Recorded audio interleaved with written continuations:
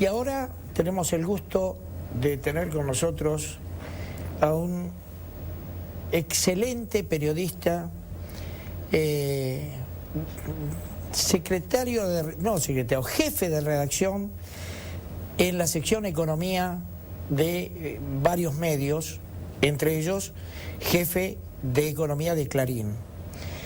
Daniel Muchnik, autor de 17 libros, el último, tengo yo en mis manos, que es el periodismo analizado desde la óptica de Daniel del año 60 en adelante. Daniel, gracias por venir. No, gracias a vos por la invitación. Daniel, ¿el periodismo de antes era mejor o peor que el de ahora? Cada sociedad tiene su periodismo. Yo creo que era un periodismo mucho más atrevido el de los 60. Siguiendo, el libro comienza con el 65, que es cuando yo comienzo el oficio. Porque yo ingreso en 7 días, ¿te acordás cuando salía con La Razón? Por supuesto. Y después pasó a Panorama. Y Panorama competía con Primera Plana y Confirmado. Y Primera Plana y Confirmado eran la expresión de una clase media culturosa que quería saber mucho más de lo que le decían los diarios, que quería una interpretación de qué es lo que sucedía en el país y en el mundo, que quería saber mucho más de literatura y que era casi como un signo de cultura, ¿no? Llevar la revista aquí, en la axila, ¿no? Y caminar por Florida. Es decir, era una sociedad necesitada de entender, una sociedad que todavía no había sido golpeada por los años 70, fueron años de sangre, donde la sangre corría por las calles. Es decir, no hay memoria exacta de todo lo que nos ha ocurrido.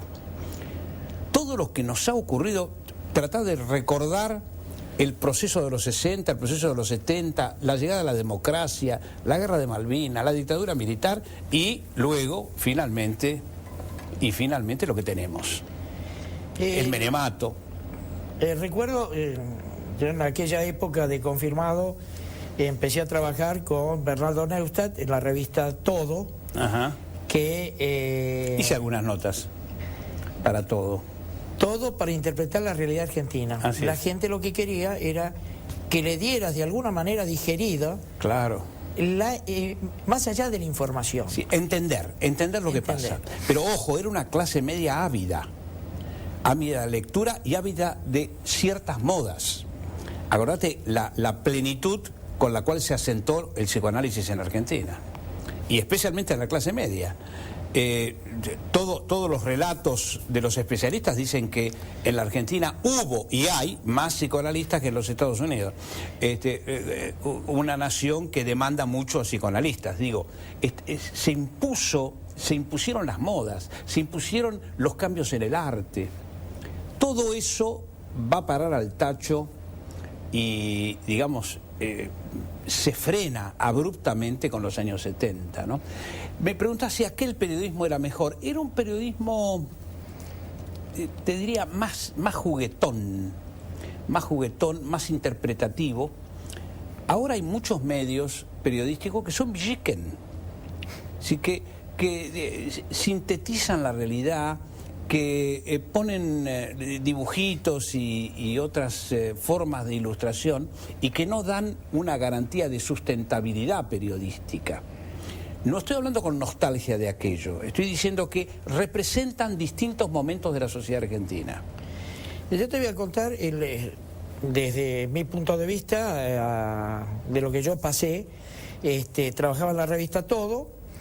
Neustadt era crítico en ese momento del gobierno radical. El dueño de Kenwood almorzaba todos los jueves con Perete, y entonces Perete le dijo: escúchame, o cerrás la revista o me pedís permiso de importación. Ya en aquel entonces los periodistas empezaban a sufrir las presiones del poder. Claro. Siempre se sufrieron las presiones del poder. En los años 50 el peronismo fue muy duro con los medios de comunicación. El peronismo manejaba los medios de comunicación a través de los pocos medios de comunicación que había en la década del 50 a partir de la entrega de papel. Acordate que en los 50 había una dependencia del papel de importación, cosa que luego de alguna manera fue suplantado por papel prensa, que le aportó a los diarios el papel que los diarios necesitaban, más allá de las críticas que se le formulan a papel prensa, ¿no? Recuerdo que en el gobierno de Perón aparecieron muertos 7 periodistas en un basural. Claro, ¿cómo no? ¿No es cierto? No se aceptaba la crítica. Así es, así es. Y esto vuelve. Esta incomprensión del trabajo periodístico volvió en los últimos 10 años, ha vuelto una visión del periodista casi diabólica por parte del poder político. El periodista, para este poder político, debe ser un mensajero que lleva el parte oficial a los medios, y entonces con eso se contenta. Ese periodista no debe investigar, ese periodista no debe analizar la información, porque si la analiza es casi o tiene casi una mirada destituyente de lo que quiso decir el gobierno. Es decir, hay un desentendimiento muy grande. Ojo, el desentendimiento del poder político con los medios de comunicación es histórico. En algunos momentos más y en otros momentos menos. A mí por momentos me apena y por momentos me aterra la pobreza que existe en el periodismo, especialmente televisivo. Así es. Porque el periodismo que haces vos, que hago yo de alguna manera, el escrito, no podés ser tan superficial ni tan no investigativo como porque queda reflejado. Así es. La radio es un intermedio, pero el periodismo televisivo, donde mandan a la calle a cronistas, a chicos no formados, sin capacidad de repregunta, y donde la pregunta va a ser no contemplativa, es decir, más que eso, es decir, para que se pueda lucir el entrevistado. Sí, muchos factores han forjado este tipo de periodista en este tipo de medios. Primer factor, la denigración del salario de los periodistas, que vino a comienzos de los 90 con el menemato y la libertad del empresario de poner periodistas por pasantías. En segundo lugar, el periodista que cree saber a partir de Internet, que como bien se sabe es la Biblioteca de Alejandría, pero se equivoca mucho. Por supuesto. Entonces no hay un rechequeo, no hay un rechequeo de la información. Se contentan con la rapidez con la cual ofrece información Internet, pero la cosa no es así. La cosa es que cada vez que uno va a preguntar a alguien, tiene que estudiar mucho antes de hacer el reportaje o tan siquiera de encontrarse en la calle con un ministro o un subsecretario y saber qué preguntarle, qué cosa es lo acuciante en el sector donde está ese funcionario, ¿no? El periodismo desinforma y es peligroso. No siempre, no siempre. No siempre. ¿Cuando desinforma? Sí. No sé... cuando desinforma. Desinforma. Exacto. Por ejemplo... Pero no todos desinforman. No, por supuesto que no. Pero hoy vos tenés medios donde la realidad se analiza al revés para quedar bien con el poder. Exacto. Entonces... a eso llaman periodismo militante. Periodismo militante, bien pago, en detrimento de aquellos que se pelan las pestañas, sí, investigando, dando una información seria, sí, pero que son rechazados, sí, por el poder, porque necesitan de este otro tipo de periodismo. Sí. El gobierno no admite el profesionalismo que investiga. Vos sabés que el periodismo se lució durante el tiempo de Menem a partir de las investigaciones periodísticas. Fueron las investigaciones periodísticas en la década de los 90 que pusieron en evidencia la corrupción de aquella administración de Menem. Este gobierno no admite la investigación. Este gobierno considera que debe tener realmente el monopolio de la verdad informativa. Y por lo tanto, el monopolio no está en Clarín. El monopolio está en los medios del Estado. Es decir, Clarín vendría a ser una especie de multimedios, ¿verdad? pero el Estado es el que domina, controla casi todos los medios de comunicación en el país, no solamente la cadena oficial. No, los medios, la posesión de los medios, la expresión. Fíjate vos cómo este gobierno no hace nada para que se apruebe la ley de acceso a la información pública. ¿Vos sabés lo que está pasando en ANSES ahora? Yo no lo sé, y soy periodista de temas económicos. No se sabe qué pasa en el ANSES, que es el destino y el futuro de mucha gente ya jubilada que no sabe qué va a pasar con su jubilación. Es un ANSES que le presta dinero al Estado cada vez que el Estado necesita recursos. Y sin posibilidad de recuperación, porque si la cosa está como está, quienes se jubilen no van a tener que cobrar. Exactamente.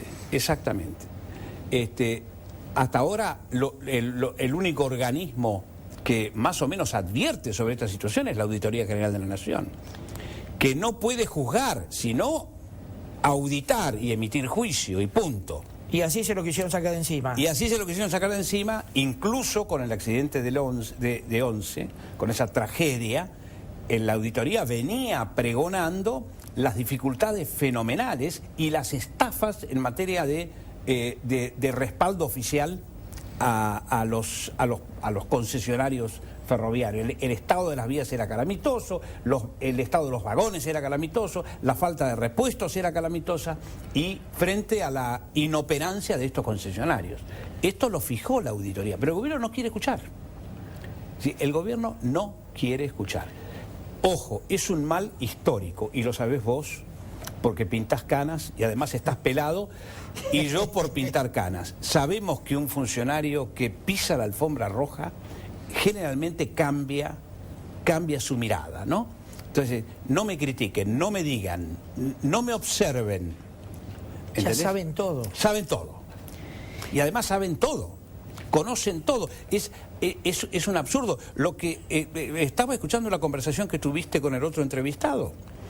En materia de comercio exterior, han cometido barrabasadas infernales. Si querés te cuento muchísimas anécdotas al respecto. Te escucho. Mirá, enseguida te cuento la anécdota, pero lo cierto es que de la noche a la mañana se decide poner un control de importaciones y sustituir esas importaciones con productos locales.